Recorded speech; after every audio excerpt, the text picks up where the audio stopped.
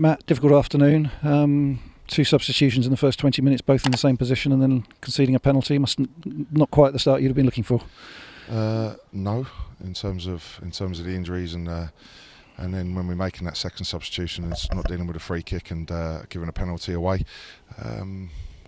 Other than that, I felt we actually started the game quite strongly. But yeah, two centre halves coming off in the first 15 minutes, I think it was, and then another forced substitution in the second half, and those injuries to add on a little bit where we are at the moment has certainly not helped. Lewis John looked at slight hamstring. Yeah, just issue. a bit of tightness there. So you've got to be very careful, especially the state we're in. So you've got to be careful with that.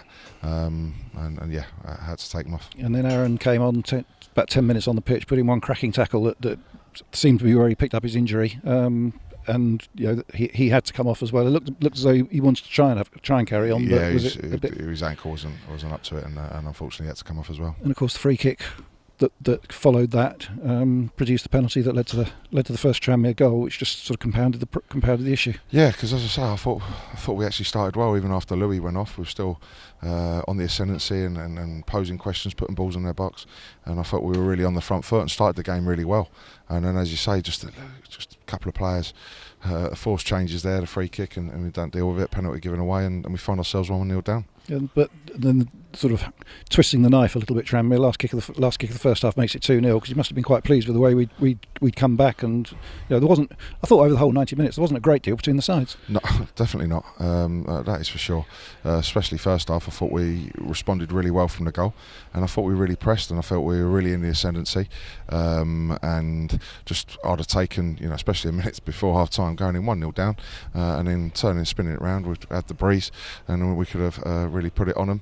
The goal from our throw on is disappointing. How they get it in there and they capitalise, and that's probably the only real chance I remember them having. Didn't threaten us at all. Not that they would second half. They sat in, they were pretty organised, slowed the game down professionally, which anyone would, and it was just a bit of a bitty second half, and we couldn't really get going. And then Will Randall, just after the hour, firstly on his situation, he's sort of been in and then having to drop out again. It's the same recurrence of the same issue. Yeah, that's he's trained the last couple of days, so he said and felt it was okay to go, and unfortunately pulls up there just on the hour, and then I can only make. I was just going to say that was going to be the other question. I can't have to. I wouldn't have taken Omar and Charlie off there because I thought they'd both been a real handful.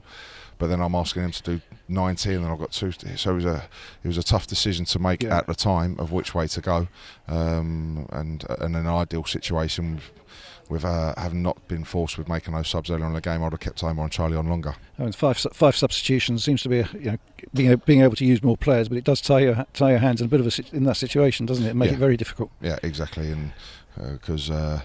I don't even have that problem to think about it. If we just made three subs through 3 injuries, and that's the end of that, they've got to stay on regardless.